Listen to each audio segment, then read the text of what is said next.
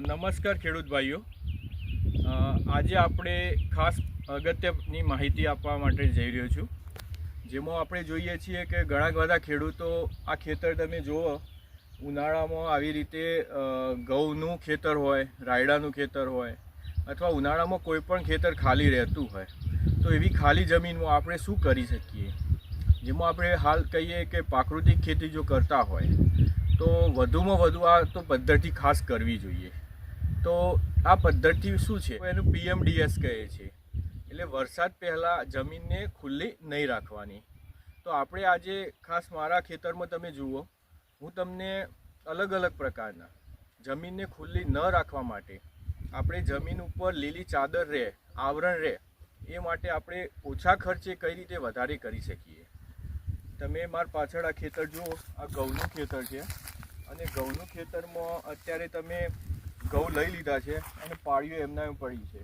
આ ખેતર આપણે એમના એમ પડી રાખતા હોઈએ છીએ ઘણી વખતે, લોકો એમાં છાણિયું ખાતરના પૂંજા પાડીને અને નાખી દેતા હોય છે।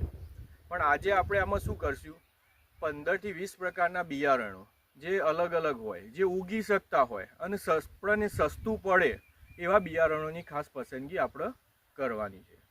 અને બિયારણ નાખીને અને ટ્રેક્ટરથી આપણે જ્યારે ટ્રેક્ટર આવે એ વખતે ધ્યાન રાખવાનું કે આ પાળી ભાગે નહીં, આપણે એ રીતે એનું આયોજન કરી શકીએ। નહીં તો શું થશે? પાળી ફરીથી તમારે કરવાની થતી હોય છે। તો આપણે શું કરીશું કે આ અહીંયાથી તમે પૂંખી દેશો અને પૂંખીને અને ટ્રેક્ટર પાસેનો જે હમાર કરો એ બહાર નીકાળી અને ખાલી માત્ર કલ્ટી ફેવરી દેશો। એટલે કલ્ટી ફેરવ્યા પછી જે પણ તમે અત્યારે પહેલાં બીજ નાખી દેવાનું, પછી કલ્ટી ફેરવવાનું, ત્યાર પછી તમે આ બધા જ વસ્તુ ઉગી જશે। અને આ બાજુમાં તમારે જો નીક કરેલી જ છે પિયત માટેની, તો આમાં નીક દ્વારા આપણે સીધું પાણી એનું અંદર આપી દઈએ। એકાદ પિયત આપવાનું, એક પિયત આપશો એટલે ઉગીને તૈયાર થઈ જશે। જરૂર પડે તો બીજું પિયત પણ તમે આપી શકો છો। તમે કોઈ પણ વસ્તુ આમાં ઉગાડી શકો છો। ઉપર ફળ આવે તો તમે લઈને અને ખાઈ પણ શકો છો, જેમ મગ હોય, ચોળાઈ હોય, જે પણ વસ્તુની જરૂરિયાત હોય તમે લઈ શકો।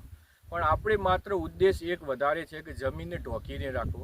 એટલે જમીનમાં જે ખરીફ અને રવિ સિઝનમાં જે સૂક્ષ્મ જીવાણુ તમે જીવામૃત નાખ્યા, ઘન જીવામૃત નાખ્યું, એનાથી જે જમીનમાં સૂક્ષ્મ જીવાણુ જે ઉદ્ભવ થયા છે એ નાશ ના થઈ જાય। આવી કાળઝાળ ગરમીમાં એ બિલકુલ ઝીરો ના થઈ જાય, એના માટે આ પદ્ધતિ કરવાની છે। હું તમને બિયારણ બતાવું અલગ અલગ પ્રકારનું। અહીંયા નજીકમાં લાવો કેમેરો, તમે જુઓ તો મેં 15 થી 17 પ્રકારની આ વસ્તુ બધી ભેગી કરી છે। તમે આમાં જોઈ શકો છો, શણ છે, બાજરી છે, ઈકળ છે, રાજગરો છે, મગ છે, ચોળી છે, દૂધી છે, ભીંડા છે, તુવેર છે, કઠોળ અલગ અલગ પ્રકારના છે, બરાબર, જુવાર છે, બાજરી છે। તમે આ બધી જ વસ્તુ આપણને 15 થી 20 પ્રકારની વસ્તુ મેં ભેગી કરી દીધી છે, બરાબર। ચોળા, દૂધી, આ મગ તમે જુઓ, મગ પણ દેશી મગ લાવે છે અલગથી એક પાળિયું કરવા માટે। તો આપણે આને શું કરશું હું તમને બતાવું। આ રીતે અમે એને વાવણી આ રીતે કરતા હોઈએ છીએ।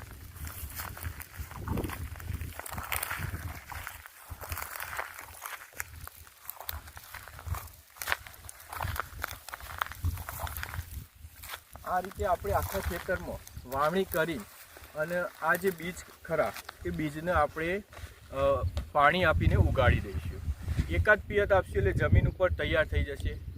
ઉગ્યા પછી પણ હું તમને એક વિડીયો બતાવીશ, એમાં પણ આ જ પ્રકારે તમને માહિતી આપીશ। તો દરેક ખેડૂત ભાઈઓને વિનંતી છે કે ધરતી પર જે લીલી ચાદર પાથરો, જેના કારણે આપણે વધુમાં વધુ જમીનમાં સૂક્ષ્મ જીવાણુ વધારી શકીએ। અને વરસાદ પછી જ્યારે જૂન મહિનો અને જૂનથી ઓગસ્ટમાં આપણે જે પણ ખેતીનું આયોજન કરવાનું હોય એ સમયે તમારે આમાં કપાસ વાવવા હોય, દિવેલા વાવવાના હોય, એ સમયે આને પ્લાવ મારી જમીનમાં દાટી દો। અથવા જો આ ચારો હોય જે પશુ ખાઈ શકતા હોય તો પશુને છોડીને ખવડાવીને અને નીચેના થડ રવા દઈને અને તમે ફરીથી બીજી પણ વાવણી કરી શકો છો। તો ખેડૂત ભાઈઓ, આ પદ્ધતિ ચોક્કસથી બધા પોતાના વિસ્તારમાં, પોતાની જમીનમાં થોડી અપનાવો। આ વર્ષે શું કરો તમે જણાવો, જેથી અમે આવનારા બીજા ખેડૂતોને પણ આ માહિતી પહોંચાડી શકીએ. ધન્યવાદ, આભાર.